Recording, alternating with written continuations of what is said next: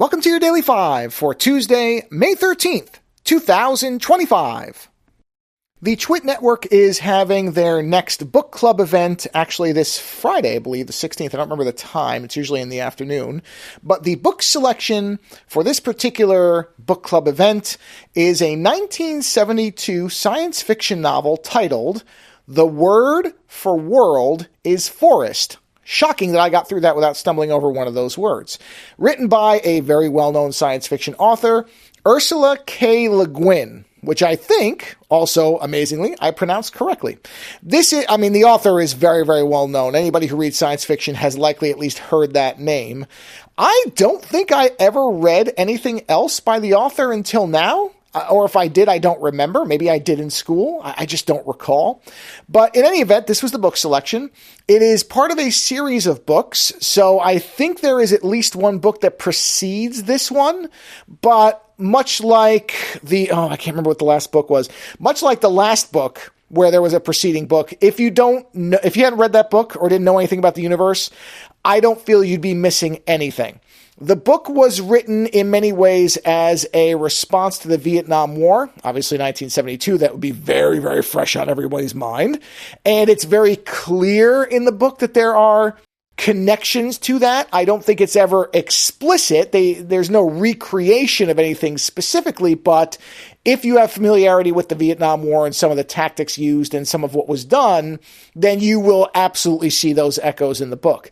The basic synopsis is, in the future, in an interstellar travel type future, so Star Trek-ish, except not as utopian, the Earth is apparently out of wood, and so ships and military logging colonies or groups are sent to different worlds to deforest them in order to send wood back to Earth.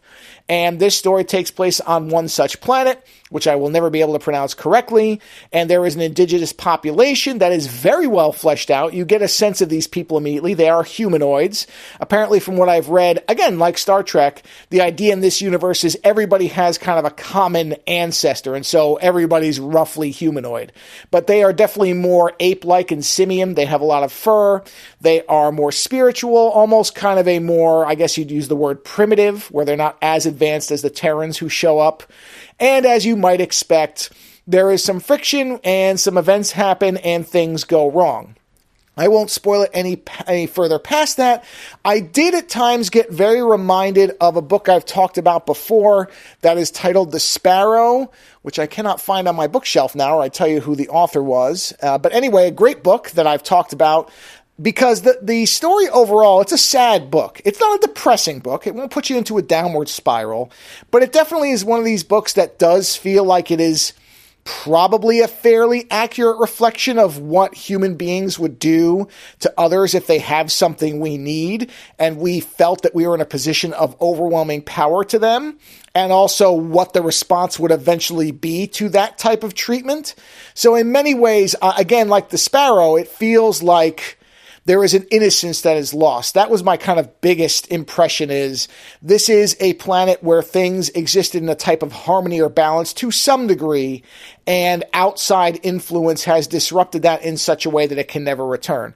A very well-written book.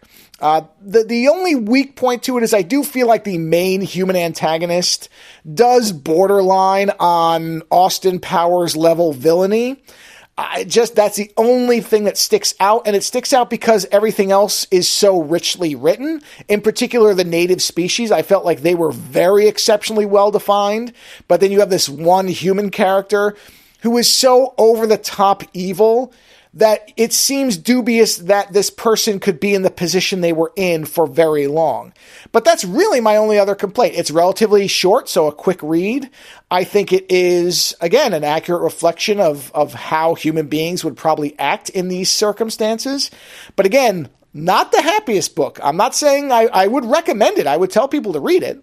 But I would say just understand that when you get to the end of this, you're not going to necessarily come away with a really joyous feeling, because it is tackling serious themes and it does have serious repercussions for what happened in the book. But again, I enjoyed it. I would recommend it, just as long as you know what you're getting into. Again, the title, The Word for World is Forest by Ursula K. Guin, probably available everywhere. Recommended. Just understand what it is. Later.